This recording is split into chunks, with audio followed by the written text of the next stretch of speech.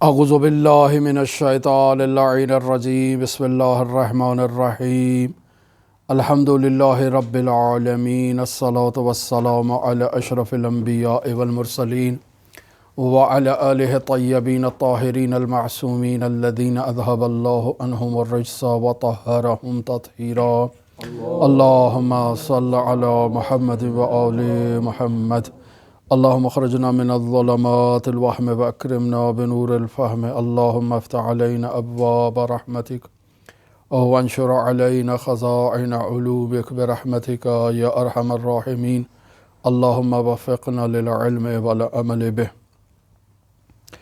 کتاب شریف معراج السعادہ، اس کا خلاصہ آپ کی خدمت میں ہم بیان کر رہے تھے۔ ابتدائی 2 باب ہم اس کتاب سے مکمل کر چکے ہیں، آج تیسرے باب میں داخل ہوا چاہتا ہے۔ اس میں اخلاقی عنوان سے جو موضوعات اب تک بیان ہو چکے ان کا اگر لب اور خلاصہ بیان کیا جائے تو انسان 2 قوتوں کا مجموعہ ہے، ایک اس کا جسم ہے، ایک اس کی روح ہے۔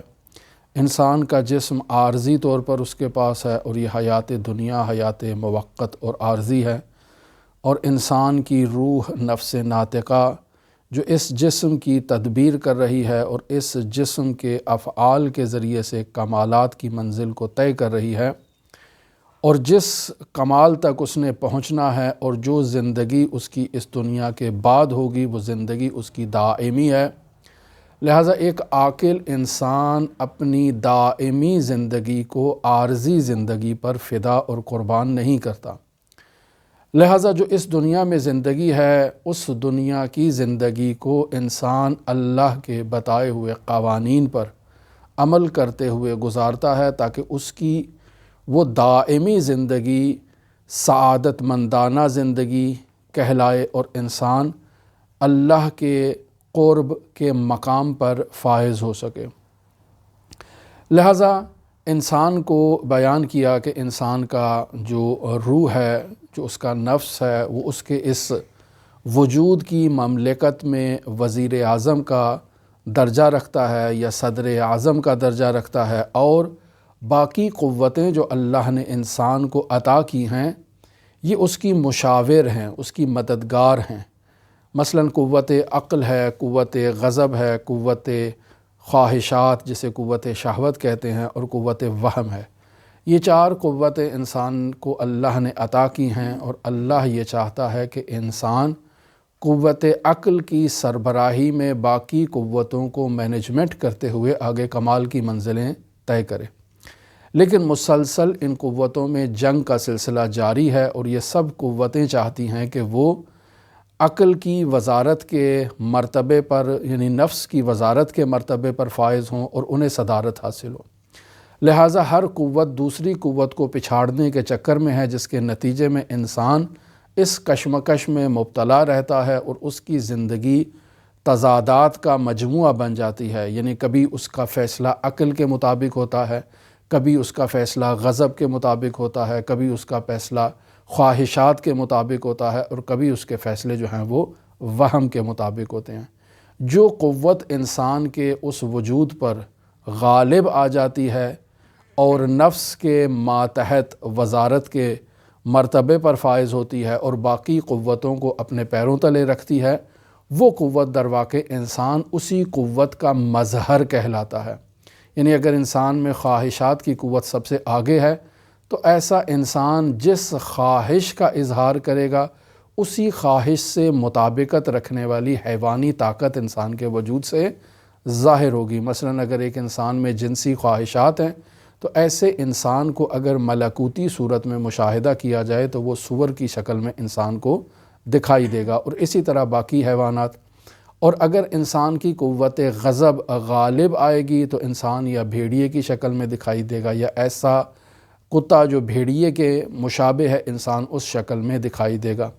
اور اگر انسان پر وہم کا غلبہ آ جائے تو ایسا انسان وسواس کا شکار وہمی انسان بن جاتا ہے اور اس کی زندگی نہایت ہی دشوار ہو جاتی ہے۔ لہٰذا انسان ان قوتوں کو اعتدال میں رکھنے کے لیے قوت عاقلہ کے ماتحت قرار دے، اور ہر فیصلہ عقل کی کسوٹی پر اگر انسان انجام دے اور یقینی بات ہے کہ عقل بھی وہ جو عقل شریعت کے تابع ہے، وہ عقل جو عقل سلیم کہلاتی ہے، جو در واقع اس عقل کو اس کے مقام پر رکھتی ہے، چونکہ عقل پیامبر باطنی ہے، انسان کی رہنمائی کرتا ہے، انسان کی ہدایت کرتا ہے، اور انسان جب اس ہدایت پر عمل کرتا ہے تو اس نتیجے پر پہنچتا ہے کہ انسان کی عارضی زندگی اس دائمی زندگی کے لیے ایک مقدمہ ہے، ایک وسیلہ ہے، اور اگر انسان نے اپنی اس دائمی زندگی کو آباد کرنا ہے تو اس زندگی میں انسان کو ایک ایسا طرز عمل اپنانا ہے جس کے بلبوتے پر انسان کی وہ دائمی زندگی آباد ہو سکے۔ لہٰذا ایسے میں انسان انبیاء کی طرف متوجہ ہوتا ہے۔ وہ 3 سوال جو بیان کیے کہ انسان جو ہے وہ اس حقیقت کو جان لے کہ وہ کہاں سے آیا ہے، اس حقیقت کو جان لے کہ وہ کہاں پر ہے، اور اس حقیقت کو جان لے کہ اس نے کہاں جانا ہے۔ جو انسان ان 3 سوالات کو پہچان لے گا تو پہلے سوال سے مبدأ توحید تک منتقل ہوگا، دوسرے سوال سے انسان اپنی اس دنیائے فعلی زندگی کی طرف متوجہ ہوگا، اور تیسرے سوال سے انسان اپنی آخرت اور معاد کی طرف متوجہ ہوگا، اور انہی سوال کا جواب تلاش کرتے کرتے انسان انبیاء کی طرف اور انبیاء کے اوصیاء کی طرف اور الہی تعلیمات کی طرف متوجہ ہوگا۔ پھر ان تعلیمات میں جو دستورات اس زندگی سے متعلق بیان کیے گئے انسان ان کی طرف متوجہ ہوگا، تاکہ وہ آخرت کی دائمی زندگی انسان کی جو ہے وہ اللہ کے بتائے ہوئے قوانین کے مطابق زندگی بسر کر کے فلاح و بہبود کی زندگی کہلائے۔ یہ ہے خلاصہ گفتگو پچھلے 2 ابواب کا جو ہم آپ کی خدمت میں بیان کر چکے ہیں۔ آج تیسرے باب میں جو انسان کو بیان کرنا چاہ رہے ہیں کہ ایھا الانسان، یہ جو آپ کی صفات رذیلہ ہیں اور یہ جو صفات فضیلہ ہیں، جو فضائل اخلاقی ہیں، ان اخلاق حسنہ کی انسان کو حفاظت کرنا ہے، اور اخلاق رذیلہ جو انسان کے وجود میں موجود ہیں ان کا انسان کو علاج کرنا ہے۔ تو یہاں سوال یہ پیدا ہوتا ہے کہ اس کا علاج بے ترتیب سے انسان کرے گا یا اس میں کوئی قانون موجود ہے، کوئی ترتیب موجود ہے؟ تو بیسیکلی آج کی اس چیپٹر میں جو ہم آغاز کر رہے ہیں اس میں اس قانون کو بیان کرنا چاہتے ہیں کہ یہ بغیر ترتیب کے نہیں ہے۔ خداوند متعال نے اس کے لیے ایک قانون بیان کر رکھا ہے، اور اگر انسان اس قانون کو فالو نہیں کرے گا اور اپنی ہی مرضی سے اپنا علاج کرنا چاہے گا تو یہ انسان اپنا علاج نہیں کر سکتا۔ لہٰذا پہلی فصل میں اس نقطے کو بیان کرنا چاہ رہے ہیں اس باب میں کہ اخلاق حسنہ کے لیے ترتیب کا ہونا ضروری ہے، اور اگر اس ترتیب کی رعایت نہیں کی جائے گی تو انسان اخلاق حسنہ پہ فائز نہیں ہو سکتا ہے۔ پس ہم اگر اپنا علاج بھی کرنا چاہتے ہیں تو اس علاج کے لیے بھی ایک قانون ہے۔ ایسے نہیں ہے کہ ہمارا جہاں سے دل کیا ہم علاج کرنا شروع کر دیں، مثلاً اپنے قوہ وہم سے علاج کرنا شروع کر دیں، جو روزمرہ ہمارے زندگی کے معاملات ہیں ان کو سدھارنا شروع کر دیں، یا مثلاً اپنی قوت غضب کو سدھارنا شروع کر دیں۔ کیا ایسے ہے؟ نہیں، ایسے نہیں ہے، بلکہ ایک ترتیب کے ساتھ انسان نے آگے قدم بڑھانا ہے۔ لہٰذا فرماتے ہیں کہ یہ بات آپ کو جان لینی چاہیے کہ فضائل اخلاقی کے حصول کے لیے ایک ترتیب ہے جس سے تجاوز کرنے کا انسان کو اختیار نہیں ہے، اور ایک درجہ اعلیٰ سے دوسرے درجہ اعلیٰ تک انسان جب پہنچتا ہے تو اس کے لیے انسان کو عمل کرنا پڑتا ہے، اپنے جسمانی اعضاء سے انسان کو افعال انجام دینا ہوتے ہیں، اور اگر انسان فعل نہیں کرے گا، حرکت نہیں کرے گا، کوئی کام نہیں کرے گا تو انسان اس کمال کو حاصل نہیں کر سکتا۔ اب سوال یہ پیدا ہوتا ہے کہ کیا یہ حرکت جو انسان انجام دے رہا ہے کیا یہ انسان کے اختیار میں ہے یا انسان کے اختیار میں نہیں ہے؟ تو سب سے پہلے اس قانون کو ہمارے لیے بیان کر رہے ہیں مصنف محترم کہ دیکھیں انسان کی جو حرکات ہیں ان میں بعض حرکات ایسی ہیں جو طبیعت انسان کے تابع ہیں۔ طبیعت انسان کے تابع ہیں یعنی ان کا انسان کے اختیار سے کوئی تعلق نہیں ہے، اور بعض انسان کی حرکات ایسی ہیں کہ جو انسان کے اختیار میں ہیں۔ انسان کی وہ حرکت جو اس کی فطرت کے تابع ہے یعنی اس کی طبیعت کے تابع ہے، جو انسان کے اختیار میں نہیں ہے، وہ ایسی حرکت ہے کہ جو انسان کی خلقت کے تکوین کے مراحل میں ہے۔ مثلا 2 زوجین آپس میں ملاقات کرتے ہیں، نطفہ ٹھہرتا ہے، ماں کے رحم میں بچہ جو ہے وہ بننا شروع ہوتا ہے، یہ انسان کے اختیار میں نہیں ہے۔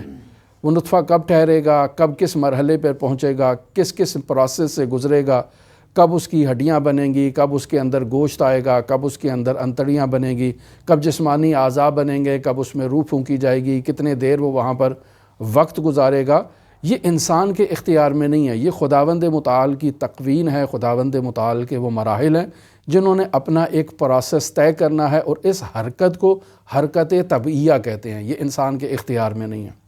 لیکن ایک حرکت جسے حرکت ثنائیہ کہتے ہیں، یہ انسان کے اختیار میں ہے۔ حرکت ثنائیہ در واقع کہتے ہیں وہ حرکت جو انسان خود سے کرتا ہے۔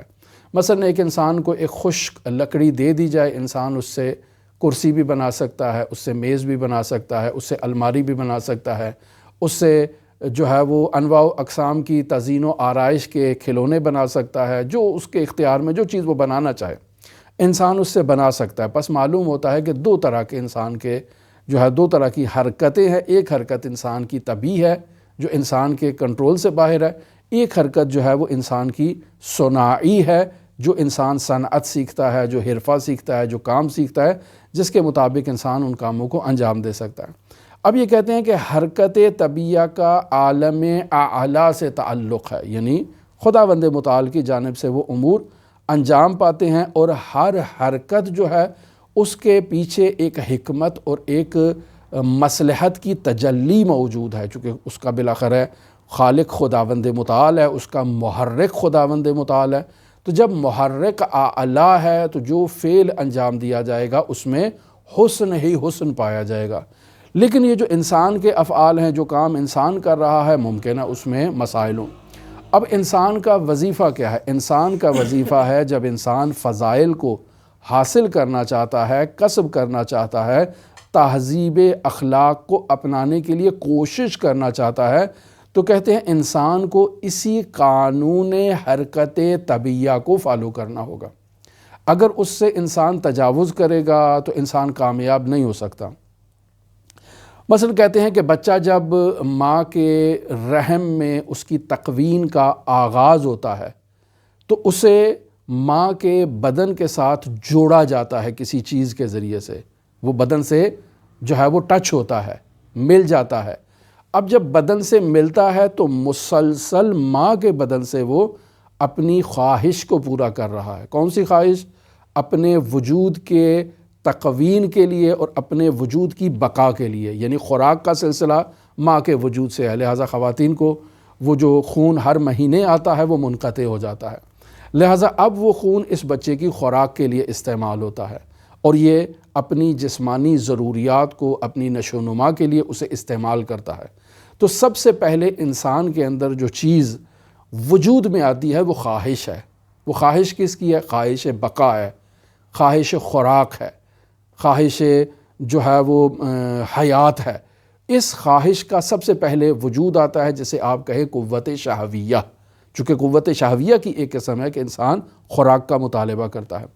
پس جب انسان کے وجود میں سب سے پہلی خواہش جو ایجاد ہوتی ہے وہ خواہش شہوت ہے، خواہش غذا ہے، خواہش طعام ہے، اور اس کے کمال کے بعد جب یہ خواہش کمپلیٹ ہو جاتی ہے اور یہ بچہ ایک مکمل انسان کی شکل اختیار کر لیتا ہے اور اس دنیا میں آتا ہے، تو سب سے پہلا کام کیا کرتا ہے؟ سب سے پہلا کام جو ہے وہ رونے کا ہے۔ یہ بچہ روتا ہے۔ اب اس رونے کے پیچھے ایک عامل معین ہے، وہ عامل یہ ہے کہ اس کو باہر کا مزاج اچھا نہیں لگا، باہر کا ماحول اس کے لیے اچھا نہیں ہے۔ مثلا اگر اندر اس کو گرمی تھی تو باہر اس کو سردی لگی ہے، اگر اندر بالفرض اس کو خوراک مل رہی تھی تو وہ باہر خوراک اب وہ منقطع ہو چکی ہے۔ کوئی ایسی چیز ہے جو اس بچے کے مزاج کے ساتھ مطابقت نہیں رکھتی ہے، جس کی وجہ سے یہ فطرتاً آغاز میں رونے کا کام کرتا ہے۔ اس رونے کی خواہش کا تعلق قوت غضب سے ہے، یعنی اور دیکھتے ہیں کہ بچے کو جب بھوک لگتی ہے اور اس کو نہیں دیا جاتا تو وہ روتا ہے، لہٰذا وہاں اطباء اس بچے کی ایک فیڈ کا ٹائم معین کرتے ہیں کہ مثلا ہر گھنٹے کے بعد، ہر 2 گھنٹے کے بعد آپ نے اس کو اتنے مقدار میں خوراک دینی ہے تاکہ اس کا ایک وہ سلسلہ جاری رہے۔ یہ اطباء آج کل بیان کرتے ہیں کہ جو بچوں کی تربیت کے مراحل اور آغاز میں نوزاد کی پرورش کے مراحل بتاتے ہیں۔ پس یہاں قوت شہویہ کے بعد دوسری قوت جو جنم لے رہی ہے وہ ہے قوت غضبیہ۔ پھر آہستہ آہستہ یہ بچہ جب بڑا ہوتا ہے تو اس کے اندر قوت جو ایجاد ہوتی ہے وہ اپنے اطراف کی چیزوں کو درک کرتا ہے اور اپنے اطراف کی چیزوں سے تجربات کسب کرتا ہے اور ان سے جو ہے نا وہ رابطہ قائم کرتا ہے۔ بس یہ چھوٹی چھوٹی چیزوں کو محسوس کرنا، درک کرنا، یہ تعلق تھا قوہ وہمیہ کے ساتھ۔ اب ان تمام مراحل سے اور پروسیس سے گزرنے کے بعد جب بچہ تھوڑا اس قابل ہوتا ہے کہ وہ شناخت اختیار کرے، حقائق کو جاننے کی کوشش کرے، تو اب یہاں ماں اس کو سمجھانا شروع کرتی ہے کہ کہو بابا، یہ تمہارا باپ ہے، یہ تمہاری ماں ہے، یہ تمہاری پھوپھی ہے، یہ تمہاری دادی ہے، تمہیں یہ چیز کھانی ہے، یہ چیز نہیں کھانی ہے، مٹی کھانے والی چیز نہیں ہوتی ہے، روٹی کھانے والی چیز ہوتی ہے، دودھ پینے والی چیز ہوتی ہے۔ یہ آہستہ آہستہ جو ماں تربیت کر رہی ہے، تو یعنی اس کی قوت عاقلہ کو پروان چڑھانے کے لیے اس کی مدد کر رہی ہے۔ پس انسان کی تکوین کے مراحل میں جو آغاز میں ہوا وہ شہوت، شہوت کے بعد غضب، غضب کے بعد وہم، وہم کے بعد جو ہے نا وہ انسان میں عقل آتی ہے، اور پھر آہستہ انسان جو ہے نا وہ رشد و نمو و ترقی کرتا ہوا پروان چڑھتا ہے اور بلندیوں کی منازل طے کرتا ہے۔ بس یہ بتاتے ہیں کہ انسان کی جو قوتیں ہیں ان کا جو ترتیب ہے وہ اس انداز میں ہے۔ لہٰذا اب انسان میں جو قوت صناعی ایجاد ہو رہی ہے، جس کے ذریعے سے انسان اب جو ہے وہ کمال تک انسان نے جو ہے وہ آگے سے سفر طے کرنا ہے، ایک اپنا سفر طے کرنا ہے اور کمال حقیقی کو حاصل کرنا ہے، یعنی اپنے نفس کی تربیت کرتے ہوئے انسان نے کمال حاصل کرنا ہے، اور تمام انسان جو ہے وہ صاحب نفس مقدسہ نہیں ہوتے ہیں کہ وہ اس ماں کے وجود سے باہر نکلتے ہیں تو آ کر سجدے میں چلے جاتے ہیں اور آیات قرآنی کی تلاوت کرنا شروع کر دیتے ہیں۔ ہر بچہ اس طرح سے تو نہیں ہے، یا ہر بچہ اس طرح سے نہیں ہے کہ وہ فوراً جو ہے یا کچھ عرصے کے بعد جو ہے وہ درست اور نادرست کی تمیز جو ہے نا اس کے اندر موجود ہو رہے کمال یافتہ بچہ ہو، ایسا نہیں ہے۔ تو پس انسان کی استعداد اور توانائیاں مختلف ہیں۔ جب انسان کی توانائیاں مختلف ہیں تو اب یہاں تہذیب کی ضرورت پیش آتی ہے کہ انسان کی ان توانائیوں کو مرتب کیا جائے، آراستہ کیا جائے اور ان کو کمال عطا کیا جائے۔ لہٰذا اس کمال کے لیے سب سے پہلے جس قوت کو تہذیب دینے کی ضرورت ہے وہ انسان کی قوت شہوت ہے، یعنی قوہ شہویہ، جو خواہشات کی قوت ہے بچے کے اندر۔ چونکہ سب سے پہلی جو چیز ایجاد ہوئی ہے وہ شہوت ہے، یعنی غذا کھانا، خوراک کھانا، جو ماں کے وجود سے اس کو خوراک مل رہی ہے۔ لہٰذا سب سے پہلے اگر انسان اصلاح کرنا چاہتا ہے اپنے بدن میں تو قوہ شہویہ کی اصلاح کرنی ہوگی۔ کھانا مرتب ہونا چاہیے، منظم ہونا چاہیے، جو چیز بتائی گئی ہے کہ تم نے یہ کھانا ہے وہ کھائے، جس سے منع کیا گیا ہے اس چیز سے انسان کو رک جانا چاہیے۔ کھانے میں کتنی مقدار ہونی چاہیے اس کی رعایت ہونی چاہیے، اور جو بالآخر تعلیمات یہاں علماء اخلاق بیان کرتے ہیں، اگر انسان اپنی قوت شہوت کو کنٹرول کرنے میں کامیاب ہو جاتا ہے مختلف ابعاد کے ساتھ، چاہے وہ خوراک سے متعلق ہے، چاہے وہ جنسی خواہشات سے متعلق ہے، یا جو بھی شہوت سے جس کا بھی تعلق ہے، جس پر خواہش کا اطلاق ہوتا ہے، اس کو اگر انسان مرتب کرنے میں کامیاب ہو جاتا ہے تو یہاں سے انسان کے وجود میں جو قوت ایجاد ہوتی ہے اسے صفت عفت کہا جاتا ہے۔ یہ انسان عفیف ہے، یہ انسان پاک دامن اب ہو چکا ہے۔ دوسرے مرحلے میں جس قوت کو تہذیب کرنے کی ضرورت ہے وہ ہے قوت غضبیہ، چونکہ دوسرے مرحلے میں انسان کے وجود میں جو قوت ایجاد ہو رہی ہے وہ غضب ہے۔ وہاں ماں کے وجود کے اندر، ماں کے صدف کے اندر سب سے پہلے شہوت ایجاد ہوئی تھی، خواہش کے بعد جب اس صدف سے باہر نکلا تو انسان میں غضب ایجاد ہوا، اس ماحول سے آشنائی نہ ہونے کی وجہ سے رونا شروع کر دیا، پھر کھانا ٹائم پر نہ ملا تو رونا شروع کر دیا، چیخنا چلانا شروع کر دیا، تو یعنی دوسری جو مرحلے میں قوت ایجاد ہو رہی ہے وہ غضب ہے۔ لہٰذا دوسرے مرحلے میں اس قوت غضبیہ کی جب انسان تہذیب کرتا ہے تو انسان کو جو ملکہ حاصل ہوتا ہے اس کو شجاعت کہتے ہیں۔ تیسرے مرحلے میں انسان نے جو ہے نا وہ اپنی قوت عاقلہ کو تہذیب کرنا ہے۔ یہاں انہوں نے قوہ وہمیہ کو تہذیب کرنے کا ذکر نہیں کیا ہے۔ اصولاً یہاں قوہ وہمیہ کو بھی ذکر ہونا چاہیے لیکن مصنف نے یہاں ذکر نہیں کیا ہے۔ خوب قوت عاقلہ کو جب انسان مہذب کرتا ہے، آراستہ کرتا ہے، تو اس سے انسان کے اندر جو ہے وہ ملکہ اجتہاد پیدا ہوتا ہے۔ جب انسان اس قوہ عاقلہ کو منظم کر کے ایک خاص مرحلے تک پہنچا دیتا ہے جس سے انسان کے وجود میں کمال آ جاتا ہے، تو پھر انسان کی یہ حالت جو ہے یہ ملکے کی حالت ہے کہ یہ حالت پھر تبدیل نہیں ہو سکتی ہے۔ مثلا آپ آغاز میں ایک چیز سیکھ لیتے ہیں اور وہ چیز سیکھتے ہیں کہ 2 اور 2 کو اگر جمع کیا جائے گا تو وہ 4 بنتا ہے، 4 اور 4 کو اگر جمع کیا جائے گا تو 8 بنتا ہے۔ یہ آپ لوگوں نے سیکھا ہے، یہ ایک اصول آپ کو بتا دیا گیا ہے۔ اب اگر آپ کے سر پر کوئی قرآن مجید رکھ دے اور کہے کہ آج آپ یہ فیصلہ کرو کہ 2 + 2 4 نہیں 5 ہوتا ہے، تو کیا آپ قرآن مجید سر پہ آنے سے وہ فیصلہ تبدیل کر لیں گے؟ کہ نہیں، وہ اصول اپنی جگہ پر ہے، وہ اصول تبدیل نہیں ہو سکتا ہے۔ وہ قرآن سر پہ بھی رکھیں گے تو وہ اصول اپنی جگہ پر ثابت ہے، مسلم ہے۔ میں اگر اس اصول کے خلاف گواہی بھی دوں گا تو میری گواہی جھوٹی گواہی ہوگی، حقیقت پر مشتمل نہیں ہے۔ کیوں انسان اس نتیجے پر پہنچا ہے؟ چونکہ انسان کے پاس علم آ چکا ہے۔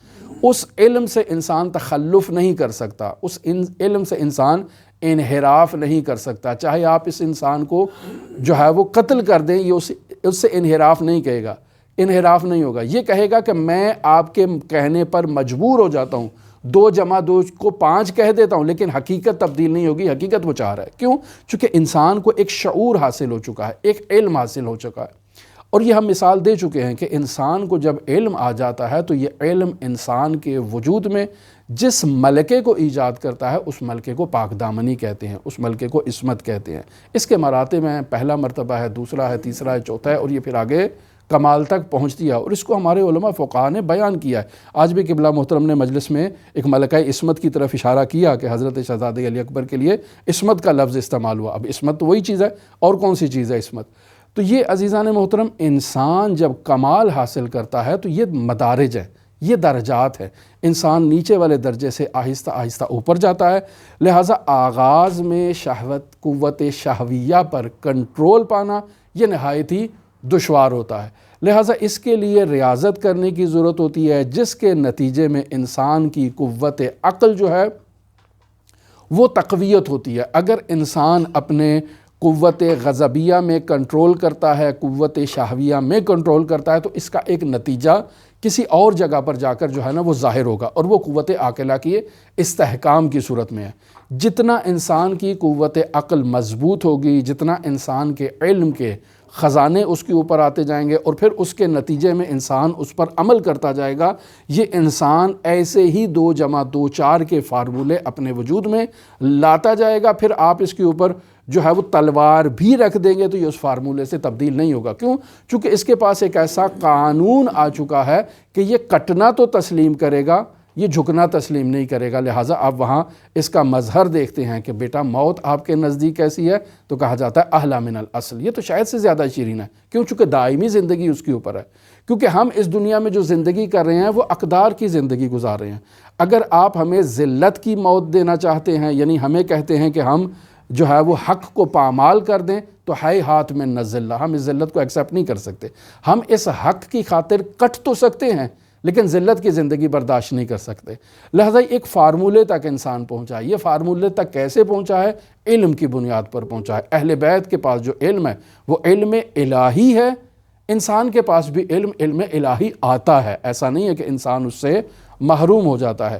علم الہی انسان اس صورت میں ہے کہ جب وہ اپنے پہلے والے علم کو اس کی قدر کرتا ہے، اس پر عمل کرتا ہے۔ لہٰذا روایات میں کیا ہے کہ من عمل بما علم ورثہ العلم ما لم یعلم، یعنی وہ علم بھی اللہ نے عطا کرنا ہے، جیسے اہل بیت کو اللہ نے علم عطا کیا، لیکن یہ علم انسان کو عطا کیا ہے اس معلومات پر قدر کرنے کے نتیجے میں۔ لہٰذا مرحوم آیت اللہ بہجت پیر کی طرف اشارہ کرتے تھے کہ اپنی معلومات کو اپنے پیروں تلے نہ روندو، چونکہ اگر پیروں تلے روندو گے، اس کو پامال کر دو گے، تو نتیجے میں انسان کی وہ معلومات جو ہیں وہ رخصت ہو جائیں گی اور انسان آہستہ آہستہ جہالت کا پیکر بننا شروع ہو جائے گا۔ لہٰذا انسان جب ان قوتوں کو کنٹرول کرتا ہے اور قوت عاقلہ مضبوط ہو جاتی ہے، تو جس کے نتیجے میں انسان کے وجود میں جو ملکہ ایجاد ہوتا ہے، جو پاور ایجاد ہوتی ہے، اسے حکمت کہا جاتا ہے۔ ایسا انسان حکیم ہے۔ پس جو اس ترتیب کی رعایت کرے گا، ملا احمد نراقی کہہ رہے ہیں، وہ شخص تہذیب اخلاق میں کامیاب ہو سکتا ہے، اور جو اس ترتیب کی رعایت نہیں کرے گا وہ تہذیب اخلاق میں مشکلات کا شکار رہے گا۔ لہٰذا طالب تحصیل جو فضائل اخلاقی کو حاصل کرنا چاہتا ہے، اسے ہرگز رحمت الہیہ سے مایوس نہیں ہونا چاہیے۔ انسان دیکھے بھئی میرے لیے ان کو کنٹرول کرنا دشوار ہے، کنٹرول کرنا سخت ہے، میرے لیے بہت محنت کا کام ہے۔ نہیں، محنت کا کام ہے، لیکن اگر انسان کا اللہ پر توکل ہو، اللہ پر اعتماد ہو، اللہ پر بھروسہ ہو، اللہ کے جو نمائندے ہیں جو اولیاء کی صورت میں ہیں حضرات ائمہ معصومین، ان پر اگر انسان کا اعتماد ہو اور انسان مایوس نہ ہو اور ان کے دامن کو تھام لے، کمر ہمت باندھے، تو آہستہ آہستہ یہ صفات کمال انسان کے وجود میں آتی ہیں۔ اور اس کے محرک کون ہے؟ اس کا محرک حضرات اہل بیت علیہ السلام سے توسل ہے۔ پہلے نمبر پر کیا ہے کہ بلند ہمتی، حوصلے کا بلند ہونا، اور حوصلے کے بلند ہونے کے ساتھ انسان نے ایک ایسے دامن کو تھاما ہے کہ جو انسان کو بلندیوں کی طرف لے جا رہا ہے، تو ایسا انسان کامیاب ہوگا۔ لہٰذا انسان کو کسی بھی مرحلے میں اپنی کوشش کو ترک نہیں کرنا چاہیے۔ انسان کے وجود میں جو کمال کی جو صفات ہیں، اگرچہ یہ آپس میں ایک دوسرے سے تضاد کی صورت میں بھی ہوں، لیکن انسان جو ہے وہ اس تضاد کو برطرف کر سکتا ہے، کمال حاصل کر سکتا ہے۔ لہذا فرماتے ہیں کہ جس میں صفات کمال ہیں وہ ان کے بقا اور ثبات کی کوشش کرے۔ یعنی میرے اندر ایک صفت آ چکی ہے، صفت حسنہ ہے، مثلا میں جھوٹ نہیں بولتا ہوں، تو مجھے اس کے اندر ثبات لانا ہے۔ ایسا نہیں کہ آج نہیں بولا، کل ایک چھوٹا سا بول لیا پھر نہیں بولا، نہیں، اس میں ایک ایسی حالت لے کر آنا ہے کہ اگر خواب میں بھی ایسی کیفیت آئے تو میں خواب میں بھی اس ملکے کی صورت میں برقرار رہوں کہ ہرگز ہرگز جھوٹ نہ بولوں۔ جیسے وہ بیان کیا کہ مفسر قرآن کے سامنے وہ عالم رؤیا میں نامحرم خاتون آنے سے پہلے ہی انہوں نے آنکھیں بند کر لیں، ان کو اس قدر جو ہے وہ اپنے وجود پر ایک راسخ ملکہ آ چکا ہے کہ وہ عالم رؤیا میں بھی اس سے تخطی نہیں کر سکتے، اس کے خلاف نہیں جا سکتے، کیونکہ ملکہ آ چکا ہے۔ لہٰذا انسان ایسے مراحل سے جب عبور کرتا ہے تو اسے صحت کاملہ آتی ہے، یعنی عقل کامل ہو جاتا ہے۔ جسمانی طور پر انسان ان تمام قوتوں کو جب اعتدال پہ رکھتا ہے اور قوت عاقلہ انسان کے اندر جو ہے وہ حکمرانی کرتی ہے، تو ایسا انسان معتدل انسان کہلائے گا، ایسا انسان تندرست اعتبار سے تندرست کہلائے گا۔ لہٰذا ہم دیکھتے ہیں تو علم طب جو انسان کو تعلیم دیا گیا ہے، جو بنایا گیا ہے، وہ انسان کی انہی دو اقسام کو مد نظر رکھتے ہوئے بنایا گیا ہے۔ یعنی ایک انسان کی جو بدن سے متعلق خصوصیات ہیں، اس بدن کی جو بیماریاں ہیں، بدن کے جو امراض ہیں، ان کے علاج کے لیے علم الطب ہے کہ انسان زیادہ کھاتا ہے بیمار ہو جاتا ہے، انسان کو کوئی اور مسئلہ آتا ہے، فلاں مرض لاحق ہو گیا ہے، اس کے لیے علم الطب ہے۔ لیکن اس کے مد مقابل بھی ایک علم ہے کہ جو انسان کی روحانی بیماریوں کے علاج کے لیے ہے۔ جیسے انسان کا جسم بیمار ہوتا ہے تو اس کے لیے بھی علم الطب ہے، ایسے انسان کی روح اگر بیمار ہو جائے تو اس کے لیے بھی ایک علم ہے جسے بھی علم الطب کہا جاتا ہے، لیکن اس کا دوسرا نام کیا ہے؟ علم اخلاق ہے۔ لہٰذا آپ دیکھتے ہیں کہ وہ فرد جو انسان کے بدن کا علاج کر رہا ہے اسے بھی طبیب کہا جاتا ہے، لیکن جو انسان کی روح کا علاج کر رہا ہے اسے بھی طبیب کہا جاتا ہے، لیکن اس کے ساتھ ایک پسوند لگایا جاتا ہے، وہ روحانی۔ مثلا یہ ہمارا روحانی طبیب ہے، درست ہے، ہمارا روحانی معالج ہے، یعنی ہماری روح کا علاج کرنے والا ہے، لیکن دونوں کا تعلق کس سے ہے؟ طب سے ہے۔ لہٰذا قدیم میں ان دونوں کو جو ہے وہ طبیب کہا جاتا تھا، حتیٰ کہ جو ہے وہ انبیاء کے لیے اور رسول خدا کے لیے بھی یہ کلمہ استعمال ہوتا ہے، طبیب دوار۔ ایسا طبیب ہے کہ جو گلی کوچوں میں جا کر لوگوں کے پاس جاتا ہے اور ان کا علاج کرتا ہے، یعنی ان کے بدن کا علاج نہیں کر رہا ہے، کوئی حکیم نہیں ہے، بلکہ ان کی روحانی امراض میں تشخیص دیتا ہے کہ یہ تمہاری بیماری ہے، یہ تمہاری علاج اس کا یہ ہے۔ قولوا لا الہ الا اللہ لعلکم تفلحون، لا الہ الا اللہ کہو تاکہ تم فلاح پا جاؤ، یعنی دائمی زندگی میں انہیں فلاح اور سعادت پہنچانی ہے۔ پس وہ بھی کیا ہے؟ طبیب ہے۔ پس جو انسان کی روحانی امراض کو، روحانی بیماریوں کو علاج کرتا ہے اسے بھی طبیب کہا جاتا ہے۔ اور زیادہ تر آج کل جو ہے نا وہ ہمارے معاشرے میں جس طبیب کی شہرت ہے وہ طبیب یہی ہے جو انسان کے بدن کا علاج کرتا ہے۔ لہٰذا ایک بہت ہی معروف یہاں اس کتاب میں آخری فصل کے آخر میں لکھ رہے ہیں کہ جالینوس نامی ایک طبیب ہے جو حضرت عیسیٰ کے زمانے میں تھا، بہت ہی معروف اور بہت ہی مشہور قسم کا یہ طبیب تھا۔ اس نے حضرت عیسیٰ کے نام ایک خط تحریر کیا۔ اب اس خط میں اس نے حضرت عیسیٰ کو مخاطب کرتے ہوئے جو کلمہ استعمال کیا وہ یہ تھا کہ من طبیب الابدان الی طبیب النفوس، یعنی خط جو لکھ رہا ہے وہ طبیب لکھ رہا ہے جو جسم کا ڈاکٹر ہے، طبیب ابدان ہے۔ کس کو لکھ رہا ہے؟ اس کو جو طبیب نفوس ہے۔ یہ جالینوس نے اس انداز میں خطاب کیا، یعنی اس کو معلوم ہے کہ میں بھی طبیب ہوں، عیسیٰ بھی طبیب ہے، لیکن وہ انسان کی روح کا علاج کرتا ہے، میں انسان کے جسم کا علاج کرتا ہوں۔ لہٰذا انسان اس نقطے کی طرف متوجہ ہو جائے کہ دونوں طرف جو ہے وہ ڈاکٹر ہیں، انسان کو اپنی زندگی میں ایک ماہر طبیب کی ضرورت ہے جو اس کا علاج کرے۔ انسان اگر اپنی ساری زندگی گزار دے اور اس کو وہ طبیب نہ ملے جو اس کی روح کا علاج کر سکے، تو ایسے انسان نے خسارت کی زندگی بسر کی ہے۔ لیکن اگر اس کو اپنی زندگی کے آدھا زندگی گزارنے کے بعد ایک ایسا طبیب مل جاتا ہے جو اس کی روح کا علاج کرے، تو اس نے اب اپنی زندگی ضائع نہیں کیا، چونکہ اس نے اپنی باقی زندگی جو آدھی تھی وہ طبیب کو ڈھونڈنے میں گزاری ہے، اور باقی آدھی زندگی وہ اس طبیب کی رہنمائی میں گزارے گا۔ لہٰذا جب کیا نام ہے آیت اللہ تقی آملی مرحوم آیت اللہ بہجت کے پاس گئے 50 سال کی عمر میں، تو مرحوم آیت اللہ بہجت نے انہیں یہی جملہ کہا تھا کہ آپ نے اپنی آدھی زندگی جو استاد کی تلاش میں گزاری ہے تو ضائع نہیں کی ہے، اب آپ استاد تک پہنچ گئے ہو۔ لہٰذا جو اپنی آدھی زندگی استاد کی تلاش میں گزار دے اور پھر استاد کو پا لے، اس کی زندگی ضائع نہیں ہوئی ہے، اب وہ قر سے متصل ہو چکا ہے اور استاد اس کی رہنمائی کرتا ہے۔ لہٰذا آیت اللہ تقی آملی اس قدر کمال کے مرتبے پر فائز ہوئے کہ ان کی آخری سانسیں بھی جب نکل رہی تھیں تو امام زمانہ موجود تھے۔ یعنی بہت ایک پاکیزہ شخصیت، ان کے حالات زندگی میں نے تفصیل سے بیان کیے ہیں، ہمارے چینل پر موجود ہیں، اور یہ مشہد الرضا امام رضا کے جو ادھر کیا نام ہے باغ رضوان ہے، وہاں پر ان کی قبر مبارک ہے۔ تو دعا گو ہیں خالق متعال ہمیں ان نورانی باتوں کو سیکھنے، سمجھنے اور ان پر عمل کرنے کی توفیق عطا فرمائے۔ دعا گو ہیں خالق متعال ہماری تمام جسمانی اور روحانی بیماریوں میں ہمارا علاج فرمائے، ہمیں ایسے طبیب دوار عطا فرمائے، ہمیں روحانی اور کامل استاد عطا فرمائے۔ دعا گو ہیں خالق متعال کی بارگاہ میں اس گھر میں اپنی رحمتیں برکتیں نازل فرمائے، آفات و بلیات سے حفاظت فرمائے۔ جو مومنین اس درس کو سن رہے ہیں ان مومنین کے گھروں میں بھی اپنی رحمتیں برکتیں نازل فرمائے، آفات و بلیات سے ان کی حفاظت فرمائے۔ جو مومنین اس دنیا سے رخصت ہو چکے ہیں ان مومنین کو جوار رحمت و مغفرت میں جگہ عطا فرمائے۔ دعا گو ہیں خالق متعال کی بارگاہ میں جو مومنین جس قسم کی بھی حاجات ہمارے سامنے یا حاضرین کے سامنے یا غائبین کے سامنے بیان کرتے ہیں، پروردگار حضرات اہل بیت کی لطف و عنایت کے صدقے ان کی حاجات کو پورا فرمائے۔ دعا گو ہیں خالق متعال منجی عالم بشریت حضرت صاحب العصر صاحب الامر صاحب الزمان کے ظہور میں تعجیل فرمائے اور ہمیں حضرت کے اصحاب و اعوان و انصار کی فہرست میں شمار فرمائے۔